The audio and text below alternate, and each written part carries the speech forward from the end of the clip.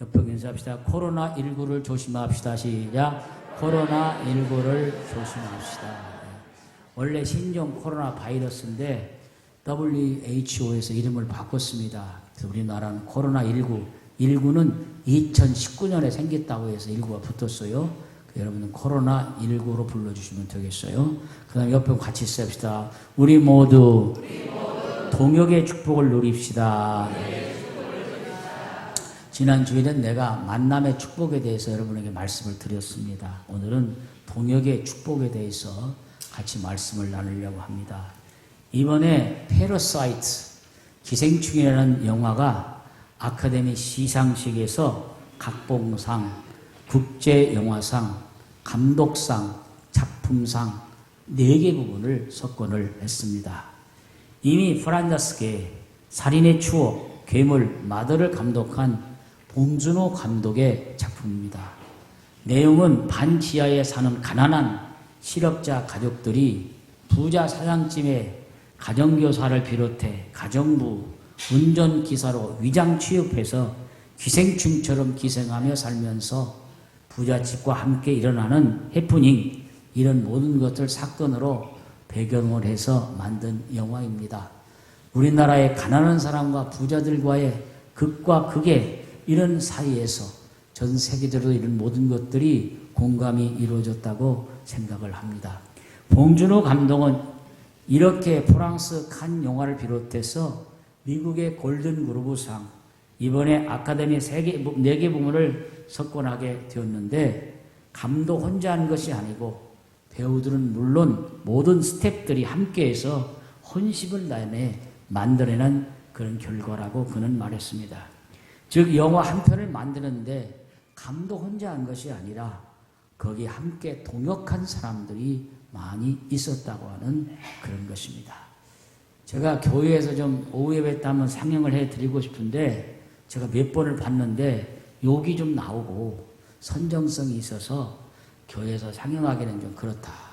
저런 것이 무슨 아카데미상 받았냐 그런 사람이 있을 것 같고 여러 사람들이 있어가지고 그렇게 못 오고, 안 보신 분들을 위해서 제가 목양실에서 제가 가지고 있어요. 작품을 그냥 돈 안 받고 틀어드릴 테니까 모여서 오시면 언제나 제가 한번 보여드리겠습니다.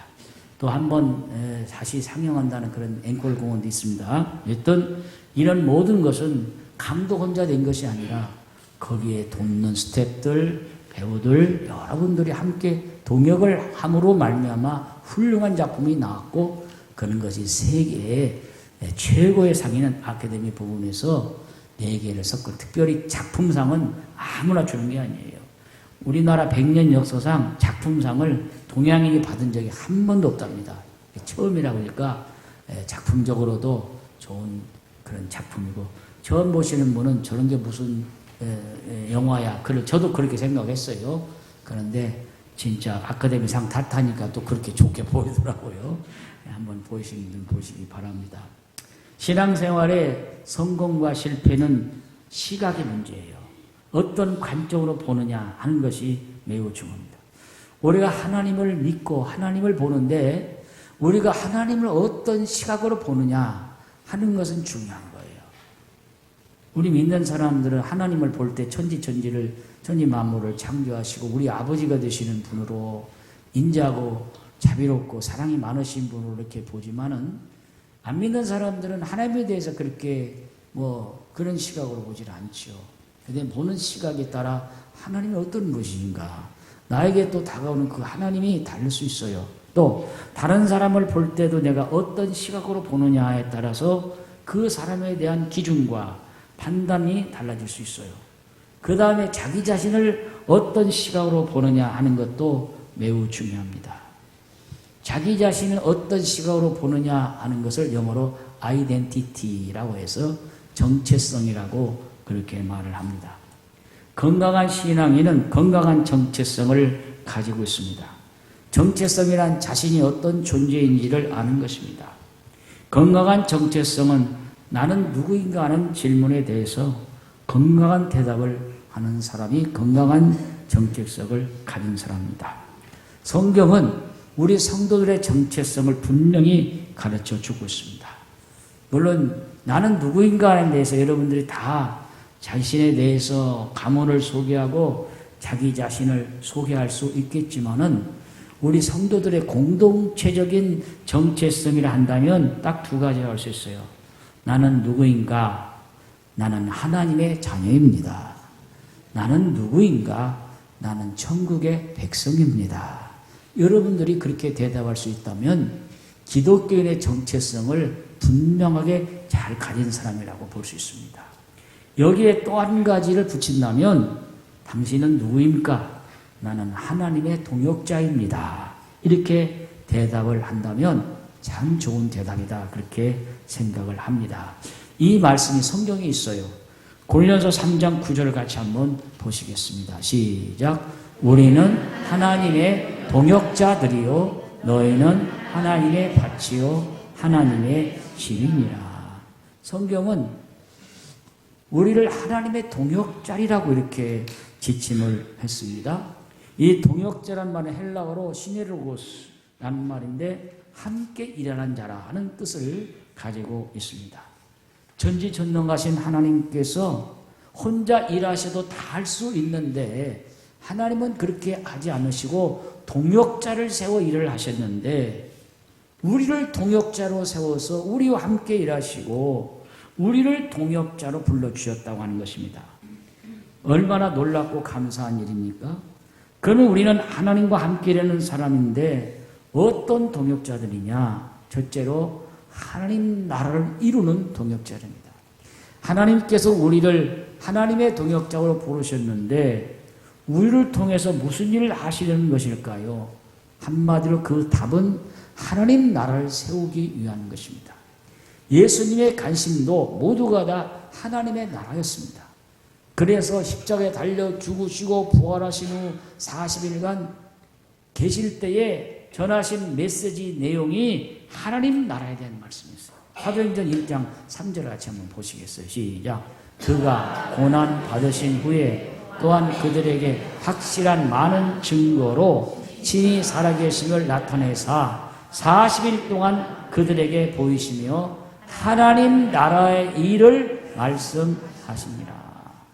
부활하신 예수님은 여러 가지 할 말씀이 많이 있는데 제자들이 주님 부활하신 후에 이스라엘을 회복하심이 이때입니까? 그 대답에 예수님은 그런 말씀 하지 아니하시고 하나님 나라의 일을 말씀하시면서 오직 너에게 성령이 임하시면 너희가 권능을 받고 예루살렘과 온 유대와 사마리아와 땅끝까지 내 증인이 되니라. 증인이 된다는 것은 하나님 나라를 확장한다는 거예요. 땅끝까지 선교하는 것도 하나님 나라의 확장인 거예요. 그래서 예수님은 분명하게 하신 이 모든 말씀이 하나님 나라의 확장이에요. 그런 우리 하나님의 동역자들도 우리 해야 될 일이 뭐냐? 첫째로는 하나님 나라를 확장시키는 거예요. 그 초점이 분명해요. 사람은 무슨 일을 하는지 목표가 분명해야 돼요. 목표가 잘못되면 모든 것이 허사합니다. 신앙생활도 목표가 부자가 되고 세상에서 성공하고 건강을 얻는 것만이 아니에요. 목표의 가장 중요한 것은 우리가 하나님의 동역자로서 하나님 나라를 세우고 하나님 나라를 확장하는 것입니다. 어떤 사람이 신앙이 깊지 못하니까 그러겠지만은 자기가 하나님께 기도를 했어요. 기도하는데 무슨 기도했냐면 화장실 때문에 기도를 했어요. 옛날에는 화장실이 다 밖에가 있었습니다. 그래가지고 화장실이 밖에 있는데 어떤 친구 집에 놀러 가니까 그 집에 화장실이 안에가 있는 거예요. 야, 우리는 밖에가 있어가지고 이렇게 비 내리고 그러면 비 맞고 눈 맞고 가는데 이 집은 화장실에 안에가 있어 참 좋구나. 그래서 그때부터 기도했대요. 주님, 우리 친구 집에 가니까 화장실이 안에 있어서 얼마나 편리한지 모르는데 우리 집도 화장실 안에다 좀 하게 해 주시옵소서. 별로면 기도를 다 하는 거죠. 그렇게 기도를 하니까 정말 화장실이 안에 있는 아파트로 이사를 하게 됐어요. 얼마나 편하고 좋은지 모르겠어요. 너무너무 편하고 좋았어요. 밖에 가는 것보다 좋잖아요. 그래가지고 너무 편했는데 어떤 친구 집에 가니까 그 집에는 화장실이 2개가 있는 거야. 거실에 하나 있고 안방에 하나 있는 거예요. 그래서 기도를 또 했대요. 하나님 아버지, 우리 친구 집에 가니까, 아니 우리 집은 화장실이 한 개인데 우리 친구 집은 2개나 있습니다. 거실에 하나 있고 안방에 있습니다. 주여, 우리 집도 화장실 2개 주시옵소서. 그렇게 기도하니까 얼마 있다가 진짜 화장실 2개 있는 아파트로 이사를 가게 됐어요. 얼마나 좋은지, 거실까지 안 나오고 안방에 해결하고 너무 좋았어요. 그래가지고 좋아서 몇 년을 사는데, 더 큰 친구 집에 가보니까 평수가 엄청 넓은데 화장실 3개가 있는 거야. 거실에도 있고 방마다 있는 거야. 놀래가지고 아이고 2개가 많은 줄 알았더니 이 집은 화장실 3개가 있구나. 그래서 또 기도를 했대요. 하나님 아버지, 우리 친구 집에 가보니까 화장실 3개나 있습니다.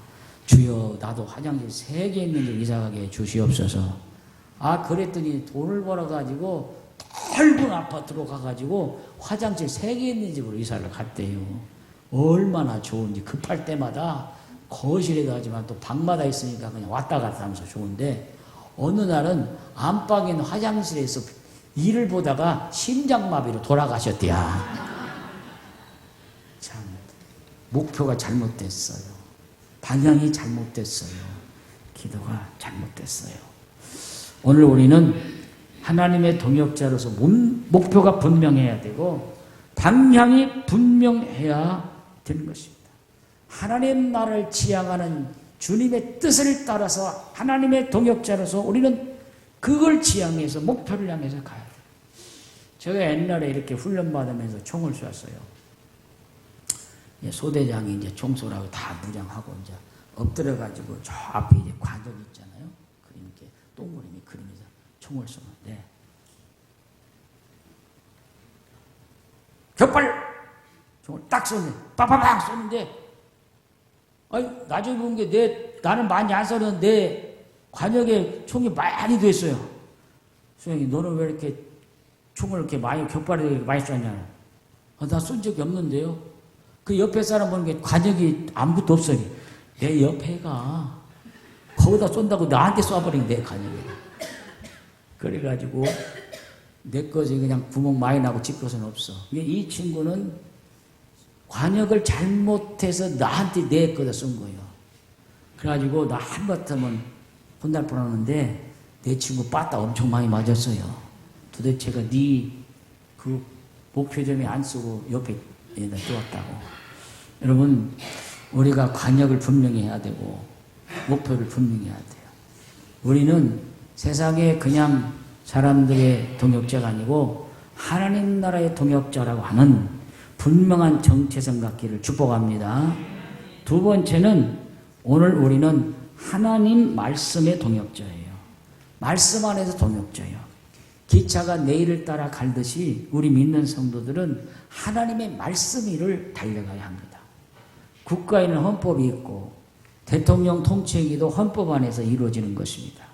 경제인의 경제활동도 법 안에서 이루어지는 것입니다. 국민의 자유의식이 헌법 안에서 보장되는 것입니다. 만약에 대통령이라도 법을 어긋나게 하게 되면 탄핵도 받을 수가 있는 거예요. 마찬가지로 하나님 나라도 하나님 나라의 헌법에 기초되어야 돼요. 그런데 하나님 나라의 헌법이 뭐냐? 말씀이에요. 성경이에요. 그래서 언제나 이 말씀과 함께 동역할 수 있는 우리가 되어야 합니다. 로마서 10장 2절에 그렇게 말씀했어요. 시작. 내가 증언하노니 그들이 하나님께 열심히 있으나 올바른 지식을 따른 것이 아닙니다. 이스라엘 백성들이 망한 이유를 이야기하고 있어요. 그들이 열심히 있는데 하나님께 대한 열심이 아니라 자기 열심이고, 그들은 올바른 지식을 따른 것이 아니라고 했어요. 사사시대 왕이 없을 때는 하나님 말씀을 희기 위해서 사람들이 제 마음대로 행했다고 그랬어요.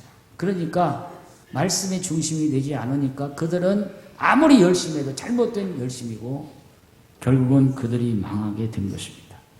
하나님 말씀이 기준되어서 하나님 말씀 안에서 하나님과 동역을 해야 됩니다.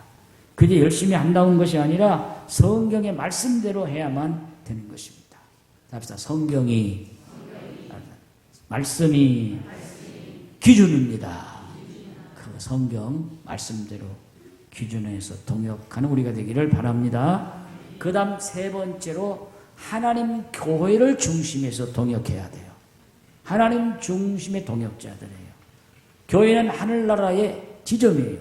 본점은 하늘나라 천국입니다. 하나님은 천국의 일을 위해서 지상교회를 세우셨습니다. 그래서 지상교회를 통해서 하나님의 뜻을 이루어가게 되는 것입니다. 그렇기 때문에 교회는 하늘나라의 모형이에요. 모형. 이 교회에서 하늘나라 가는 훈련을 받는 거예요. 그렇기 때문에 하나님의 일을 동역할 때 교회를 중심으로 해서 동역해야 합니다. 이런 의미로 보면 교회를 위해서 일하는 것은 천국을 위해서 일하는 거고 하나님을 위해서 일하는 거예요. 이스라엘 백성들이 광야 40년 생활할 때 하나님께 제사를 지내야 되는데 성전이 없어요. 그러니까 하나님께서 성막을 지으라고 했어요. 몽골에 가신 분들은 아실 거예요. 몽골 사람들은 이 목축업을 아는 사람들이에요. 양을 키우기 때문에 옮겨 다니는 사람들이에요. 그래서 이런 벽돌로 지은 집을 지을 수가 없으니까 이제 천으로 두꺼운 그런 천이나 혹은 양 가죽으로 이렇게 집을 짓는 게르나 유르트라고 하는 그런 집에서 살아요. 그래서 양을 이렇게 먹이다가 풀이 떨어지면 이제 옮겨가야 되니까 옮겨가면 얼른 집을 뜯어서 옮겨가야 돼요. 제가 유르트를 짓는 걸 봤고 하는 거 봤는데 3시간인가 끝나더라고. 집 한 채 짓는데 3시간이에요. 그냥 이거 세우고 막 돌려가지고 지우니까 집 한 채가 세워져요. 그리고 또 옮겨가려면 또 그걸 얼른 헐어버려요. 그래가지고 또 그걸 다 차에다 싣고 또 그 양을 먹이를 두는 목조지를 향해서 이렇게 가는 거예요. 이스라엘 백성들도 광야에서 옮겨 다니기 때문에 이런 성전을 지을 수가 없으니까 성막을 지었어요. 태보나클. 그래서 성막을 지어가지고 짓는데 성막을 먼저 가운데 딱 지어요. 그러면 이스라엘 백성들이 12지파니까 동서 남북으로 3지파씩 성막을 중심으로 자리를 잡았습니다. 그래서 언제나 그들은 성막 중심의 생활을 했고 또 구름 기둥이 서 있다가 옮겨가라면 하나님이 옮겨가라는 줄 알고 성막을 뜯어가지고 또 옮겨가서 또 짓고 이렇게 해서 40년을 광야에서 생활한 것이 이스라엘 백성들이에요. 성막 중심의 생활을 했어요.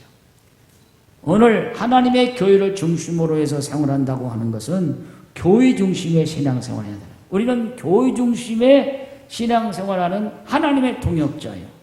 여러분은 동일교회를 중심으로 신앙생활하는 동역자예요. 그러므로 동일교회를 중심으로 사역을 해야 돼요. 왜냐하면 내가 속한 교회가 동일교회이기 때문입니다. 선교도 동일교회를 중심으로 해야 됩니다.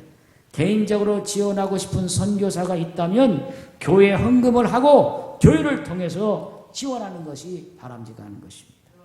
하나님은 우리를 동일교회 지체로 부르셨습니다. 그렇기 때문에 우리는 동일교회 중심으로 하나님과 동역해야 합니다. 다 합시다. 우리 모두 동일교회 중심으로 동역합시다. 동일교회 중심으로 동역을 해야 돼요. 그 다음에 4번째, 하나님의 사람과 동역해야 합니다. 오늘 김혜수 변사님이 봉독하신 사도행전 18장이나 로마서 16장에 보면은 사도 바울이 잊지 못하는 사람들이 있어요. 아리스타고니, 베빈이 여러 있지만은 그 가운데 제일 기억에 남는 사람이 있다면 아굴라와 브리스길라 부부였어요. 그래서 사도행전에도 나와 있고 오늘 로마서에도 기록되어 있어요. 이 로마서는 사도 바울이 마지막에 이제 마케도니아에서 3개월을 지내면서 과동하면서 보낸 편지입니다. 이 편지는 고린도에서 시작입니다. 사도 바울이 아굴라와 브리스를 만나는 것은 고린도에서 만났습니다. 우상과 부도덕의 도시 고린도에서 바울이 아굴라와 브리스라를 만났습니다. 만남은 역사를 통해 이루어집니다. 아굴라 부부는 바울에게 큰 위로와 힘이 되고 온 세상이 바울을 적대하고 핍박하고 그런 가운데 있을지라도 이 아굴라 부부는 언제나 바울에게 힘이 되어줬고 그의 신실한 동역자가 되어서 영원히 잊을 수가 없어요. 여러분들도 가만히 눈 감고 생각하면 어떤 사람은 참 고마운 사람이 있고 오래오래 기억되는 사람이 있는데 어떤 사람은 생각만 해도 이가 갈리는 사람도 있어요. 그러면 안 되겠죠. 옆에 분과 물어봐요. 어떤 사람이 기억되십니까? 시작. 어떤 사람이 기억되십니까? 다 여러분 마음에 좋은 추억으로 좋은 사람으로 기억되시기를 바랍니다. 사도 바울은 로마서를 쓰면서 마지막에 제일 기억에 남는 사람을 브리스길라와 아굴라로 보았어요. 그래서 로마서 16장 3절 4절에 그는 이렇게 말합니다. 다 같이 한번 읽어봐요. 시작. 너희가 그리스도 예수 안에서 나의 동역자들인 브리스가와 아굴라에게 문안하라. 그들은 내 목숨을 위하여 자기 목까지 내놓았나니 나뿐 아니라 이방인의 모든 교회도 그들에게 감사하라. 브리스길 아굴라는 사도 바울의 신실한 동역자인데 돈을 많이 줬다는 게 아니에요. 금덩어리를 갖다 줬다는 게 아니에요. 브리스길라 아굴라를 기억하기를 그들 부부는 내 목숨을 위해서 자기 목이라도 내놓을 사람이다. 이렇게 기억하고 있으니 얼마나 훌륭한 동역자입니까? 자, 이렇게 말할 수 있다는 건 쉬운 일이 아니잖아요. 그렇게 고백을 했어요. 어느 교회에서 부교역자를 이제 모집을 해서 오는데 부교역자들이 다 왔습니다. 와가지고 면접을 보면서 어떻게 교회를 위해 섬기겠습니까? 물어보니까 열심히 섬기겠습니다. 떨어졌어요. 또 당신은 어떻게 섬기겠습니까? 그러니까 최선을 섬기겠습니다. 또 떨어졌어요. 그럼 어떤 사람이 붙었느냐? 목숨 걸고 하겠습니다. 그 사람이 붙었어요. 사람이 뭐든지 목숨 걸고 하면 안 될 게 없어. 장사하는 사람들도 목숨 걸고 하면 장사 잘해. 요새 신종 코로나19 때문에 식당이 빈다? 거짓말이에요. 더 박박박 모여. 지난번에 노예여서 가봤더니가 목사님이 장구 안 웃자지 더 많이 왔어. 더 많이. 그건 그냥 언론에서는 얘기예요. 근데 교회도 어떤 교회는 또 이것 때문에 안 온다고 그래요. 그러지 말고 이럴수록 더 오시기를 바랍니다. 중국은 지금 이게 잘 못하니까 관리 못하니까 퍼지고 일본도 337명이 있고 한 명이 세상을 떠났어요. 우리나라는요 너무 감사한 것은 29명인데 벌써 3-4사람이 퇴원했어요. 치료받고. 그러면서 나온 사람이 별것 아니라고 하고 나왔어요. 그건 사람들이. 그런데 너무 호들갑을 떠는 것 같아요. 그런다고 또 그렇게 해야지 되기는. 그러지만은 오늘 우리가 모든 일에 목숨 걸면 돼. 학생도 목숨 걸고 공부하면 공부 잘해. 옛날에 어느 폭력 집단을 보니까 보스가 나같이 조그마한 사람이에요. 아니 그냥 등치도 좋고 좋은 사람이 보수였는데 왜 이렇게 조그마한 사람이 보수냐 하니까 저 보수는 목숨 걸고 깡패짓을 한 사람이에요. 목숨 걸고. 나쁜 것도 목숨 걸고 한 게 됐는데 하물며 좋은 일에 우리가 목숨 걸고 안 될 것이 없어. 옆에 보고 잡시다. 우리 모두 목숨 걸고 합시다. 죄송하지만 찬양계도 목숨 걸고 해봐. 은혜로운 찬양이 될 수 있어요. 교사도 목숨 걸고 하면 아이들이 오게 돼 있어요. 목사도 목숨 걸고 장로님은 목숨 걸고 목숨 한번. 부역도 안 돼? 부역도 목숨 걸어봐 돼. 목장도 목숨 걸어봐 돼. 되는 거예요. 오늘 사도 바울이 브리스길라 아굴라를 기억하면서 그는 내 목숨을 위해 자기 목을 내놓았다고 그랬어요. 자기 목을. 얼마나 신실한 동역자예요. 목숨을 거는 동역자예요. 그러니 사도 바울이 잊을 수가 없는 것입니다. 사람 중에는 3가지 사람이 있어요. 하나는 남에게 해를 끼치는 사람이 있고 남에게 도움 주는 사람이 있고 남에게 있으나만 한 사람이 있어요. 브리스길라 아굴라는 남에게 도움 주는 사람이었고 바울뿐만 아니라 마게도냐, 아시아, 로마의 많은 사람들까지 도움 끼친 사람이에요. 그들은 한평생 참으로 가치 있고 행복하게 살았고 많은 사람들에게 도움을 끼치며 살았고 많은 사람들에게 감동을 주며 살았어요. 브리스의 아굴라는 세 가지 특징이 있었어요. 우선 부부가 불행한 형편에 처하게 됐어요. 저들은 노마 글라디오 황제 때의 칙령으로 노마에서 추방을 당했습니다. 그래서 아덴을 거쳐서 고린도까지 와서 거기서 사도 바울을 만나게 된 것입니다. 그리고 천막만드는 업이 같아요. 사도 바울은 천막만들어서 자비랑 선교하고 있고 이 부부들도 같은 직종이 있기 때문에 자연스럽게 친해져 가지고 같이 업을 같이 하게 됩니다. 그 당시에 고린도는 우상과 향락과 퇴폐산업이 성행 곳이었는데 이들은 그런 직업이 아닌 천막을 만드는 선한 직업을 가지고 일을 했습니다. 그래서 그런 가운데 사도 바울이 브리스가 아굴라에게 복음을 전해서 예수를 믿게 되었고 그들을 잘 지도했던 것을 그래서 복음자는 바울의 동역자가 되었습니다. 사도행전 18장 18절의 상반절에 보면은 바울이 브리스가 아굴라를 데리고 같이 갑니다. 시작. 바울은 여러 날 머물다가 형제들과 작별하고 배 타고 수리아로 떠나갈새 브리스길라 아굴라도 함께 하더라. 여러분 로마에서 추방당해가지고 고린도 와가지고 바울을 만나고 와서 뭘 했냐면 고린도 교회를 세웠어요. 같이. 사도 바울과 브리스의 아굴라가 고린도 교회 개척자입니다. 개척자예요. 그래서 개척을 해가지고 고린도 교회를 세우고 그것을 누구에게 맡기냐면 아볼로에게 맡겨요. 1대 목사님이 사도 바울이고 2대 목사님이 아볼로예요. 어성령 오신 분들은 다 잘 알아요.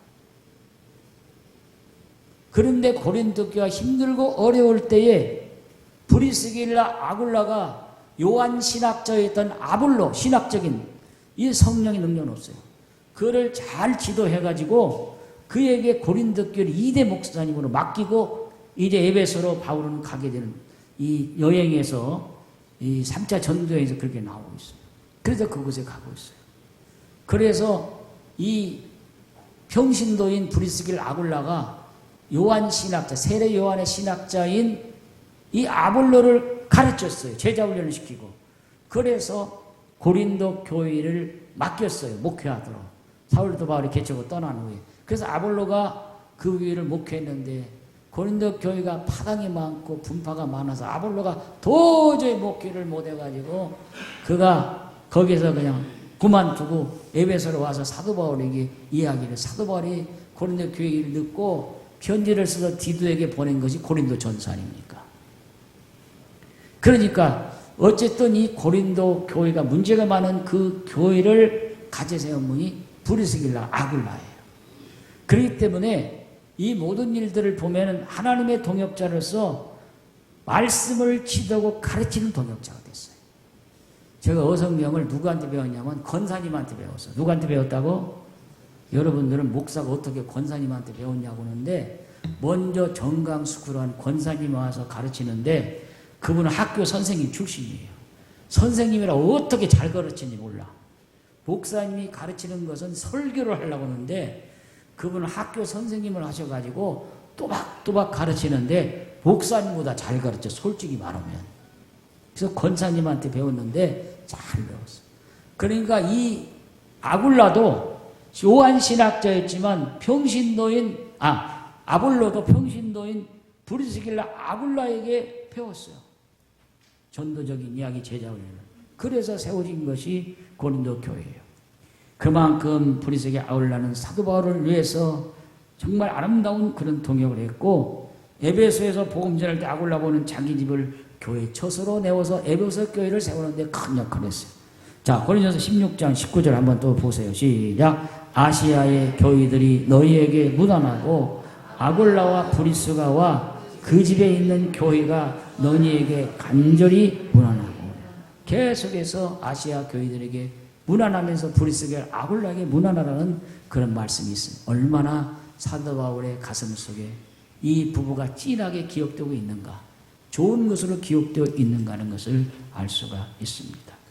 정말 바울은 북이슬 아굴라를 잊지 못하는 신실한 동역자로 이야기를 하고 있습니다. 여러분들은 우리 동일교회의 아름다운 동역자들입니다. 모세는 아론과 여호수아라는 위대한 동역자들이 있어서 동역하게 되었고 부살렐과 오홀립이라는 손재주가 뛰어난 사람이 붙여서 성막을 만들게 되었고 모세와 아름다운 동역을 했고 모세 혼자 힘들어할 때 1000부장, 100부장, 50부장, 10부장을 세우셔서 모세 일을 동역하게 함으로 40년 광야 생활을 원하게 잘하게 되었어요. 여러분은 하나님과 동역하지만 또 목사님과 또 동역자된 걸 믿으시기를 바랍니다. 따라합시다. 나는 하나님의 동역자요 목사님의 신실한 동역자입니다. 저 혼자 할 수 없어요. 여러분들이 함께 동역을 해서 함께 함으로 아름다운 교회가 이루어지게 되는 것입니다. 그러므로 여러분들은 하나님의 동역자요 목사님의 동역자요 우리 모든 성도의 동역자인 걸 믿고 여러분이 동역의 즐거움과 동역의 기쁨과 동역의 축복을 누린 여러분들에게 축원합니다. 그 다음에 하나님이 주신 직분으로 하는 동역자. 초대교회는 사도와 선지자와 감독과 장로와 집사의 직분을 주셔서 하나님의 일을 하게 하셨어요. 여러분 초대교회를 보면은 초대 예루살렘 교회가 언제 부흥된 줄 아세요? 직분자를 세웠을 때 부흥이 됐어요. 자, 사도행전 6장 7절 한번 읽어봐요. 시작. 하나님의 말씀이 점점 왕성하여 예루살렘에 있는 제자의 수가 더 심히 많아지고 허다한 제장의 무리도 이 도에 복종하니라. 자, 사도행전 6장 앞에 보면요. 초대교회가 공개 문제로 구제 문제로 히브리인 유대인과 헬라인 유대파인이 서로 갈등하고 어려울 때에 사도들이 우리가 이것까지 하면 안 되겠다. 우리는 기도하는 일과 말씀 일에 전무하고 이 돕고 구제하는 일을 사람을 세워서 합시다. 그래서 사람을 세우게 됩니다. 어떤 사람을 세우느냐? 지혜가 충만한 사람. 어떤 사람을 세우느냐? 성령이 충만한 사람. 어떤 사람을 세우느냐? 사람들에게 칭찬되는 사람. 이런 자격을 가지고 세운 것이 초대 7 집사님이에요. 안수 집사님이에요. 그래서 안수 집사님들이 세워지고 난 후에 그 후에 나온 것이 하나님 말씀이 점점 흥해서 예루살렘 제수가 많아지고 허다한 제장의 무리도 이대 돕고자 교회가 부흥됐죠. 자, 사도행전 9장 31절도 보세요. 시작. 그리하여 온 유대와 갈릴리와 사마리아의 교회가 평안하여 든든히 서가고 주를 경외함과 성령의 위로로 진행하여 수가 더 많아지라. 여러분 초대교회 스데반 집사님의 순교 이후에 기독교가 끝난 것이 아니라 불독이 터지듯이 이 귀한 역사가 이제 사마리아로, 이 역사가 다메섹으로, 이 역사가 수리아 안디옥으로 산파장으로 퍼져나가게 됐어요. 이게 초대교회 역사예요. 하나님의 귀한 직분자들이 직분을 받아서 직분의 사명을 잘 감당할 때, 직분대로 하나님의 동역자로 사명을 잘 감당할 때 교회가 부흥되고 완성이 되고 하나님의 큰 선교 역사가 되게 된 것입니다. 여러분, 오늘 우리 하나님의 교회한 직분자, 목사나 장로님, 전도사님, 권사님, 안수집사님, 이 모든 직분자로 세우신 것은 이 직분을 가지고 하나님의 일을 동역하라고 세운 거예요. 찬양대원, 교사, 부역장, 목장장, 또 찬양단, 여러분 다 이 직분을 세워주신 것도 다 여러분이 하나님의 교회를 함께 동역하라고 주신 것이기 때문에 그걸 감사하면서 이 사명 감당하는 여러분 되기를 축원합니다. 제가 좀 아쉽게 생각을 했다면 우리 교회는 교회를 섬기는 것으로 봐서 장로가 되고도 남을 만한 분도 계시고 권사가 되고도 남은 분들이 많이 있지만은 아직 때가 되지 않아서 기도만 하고 있어요. 그래 전도도 좀 되고 교회도 좀 부흥돼서 직분자를 잘 세워서 하나님의 교회가 더 완숙하고 성숙하고 부흥되는 그런 역사가 있을 줄로 믿습니다. 장로님들, 권사님들, 안수집사님들, 집사님들 여러분 직분에 충성하셔서 하나님의 귀한 직분자로서 하나님의 귀한 일을 동역하는 저와 여러분 되기를 축원합니다. 마지막으로 하나님의 비전으로 하는 동역자예요. 하나님께서 어떤 일을 하실 때는 그에 합당한 사람을 부르시고 반드시 그에게 비전을 주시는 거예요. 비전을 받은 사람이 하나님 비전에 헌신할 때 그는 하나님의 동역자가 될 수 있는 거예요. 사람에게 일생을 살아가면서 풀어야 될 숙제가 있습니다. 그건 뭐냐? 많은 사람들이 방향 없이 어떻게 살아갈까 하는 것입니다. 비전을 가진 사람은 힘들고 어려워도 그 비전 때문에 살아갈 수가 있는 것입니다. 여러분이 비전이나 어떤 걸 생각하면 막 하나님이 갑자기 음성을 들려주시고 번쩍번쩍 뭐 환상을 보여주는 것으로 생각합니다. 물론 그런 것도 있긴 있어요. 그러나 그게 아니고 여러분 마음에 소원이 생길 때 그것이 하나님의 비전으로 믿으면 되는 겁니다. 그 말씀이 빌립보서 2장 13절에 있어요. 같이 한번 읽어봅니다. 시작. 너희 안에서 행하시는 이는 하나님이시니 자기의 기쁘신 뜻을 위하여 너에게 소원을 두고 행하게 하시니. 여기 소원이 비전입니다. 하나님은 우리에게 먼저 소원을 주신다고 그랬어요. 이게 비전이에요. 내가 무엇을 해야 될 것인가, 무엇인가 하고 싶은 마음이 생겼는데 그 마음이 하나님께로부터 온 것이라면 그게 바로 비전입니다. 여러분, 치약 가운데 콜게이트 치약이 있어요. 이분이 18살 되었을 때에 성인식을 하고 동네 마을의 어른을 찾아갔어요. 그래가지고 어른에게 물었어요. 어르신, 내가 이제 나이가 되어서 뭔가 좀 해야 되는데 어르신의 좀 자문을 구합니다. 그러니까 그 어르신이 하는 말이 네가 가장 잘할 수 있는 것이 무엇이냐? 그러니까 난 어려서부터 초를 막 만지기도 하고 초를 가지고 빚어가지고 뭘 만들고 그랬는데 그 쓰니까 비누도 됩니다. 비누도 만들기도 하고 뭐 이 닦는 것도 만들었습니다. 그러니까 이 어르신이 콜게이트에 손을 딱 잡으면서 말한 말이 네가 좋아하는 일을 해라. 그 대신 네가 좋아하는 일을 해야 돼. 단 한 가지 주님을 예수 그리스도를 동역자로 모셔라. 그리고 그 동역자에게 네가 사업에서 번 10분의 1을 반드시 드려라. 동역자에게 드려라. 그래서 콜게이트는 18살에 그 어르신의 자문을 받고 열심히 자기가 좋아하는 일을 하게 해서 비누를 만들고 나중에 치약을 만들고 세계적인 치약과 비누 회사를 설립한 콜게이트입니다. 자기가 좋아하는 일을 잘할 수 있다는 것이 중요하고 예수님을 인생의 동역자로 삼는 것이 중요하고 내 수입의 10분의 1을 드리는 것이 중요하다.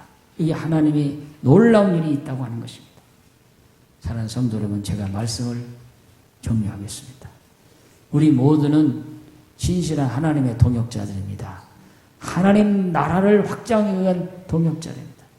근데 그건 말씀을 중심에서 해야 되고 교회를 중심에서 해야 되고 우리 모든 성도들이 함께 동역자가 되어서 해야 됩니다. 그런 가운데서 하나님의 큰일 할 수 있고 무엇보다 하나님 주신 비전으로 하시기를 바랍니다. 그런 가운데 하나님의 귀하신 뜻을 줄고 있습니다. 우리 모든 성도들이 정말 하나님이 주시는 이 기쁨을 가지고 동역의 즐거움을 가지고 정말 이 동역을 기쁨을 누릴 수 있는 여러분 되시기를 바랍니다. 지난 주일에 재직순에 오신 박용래 목사님께서 하신 말씀이 제 첫머리예요. 교회는 10분의 1밖에 일하지 않는다. 10분의 9는 일하지 않는다. 10분의 1만 가지고 일한다. 그러면 안 되는 거다. 그 말이에요. 우리 모든 성도들이 내가 어느 곳에 있든지 내가 지극히 작은 일은 큰 일이든 우리 모두가 다 동역자가 되셔서 정말 하나님 맡긴 일을 잘 감당하는 함께 동역의 즐거움을 누릴 수 있는 우리 모두가 되시길 주의 이름으로 축원합니다. 축원합니다.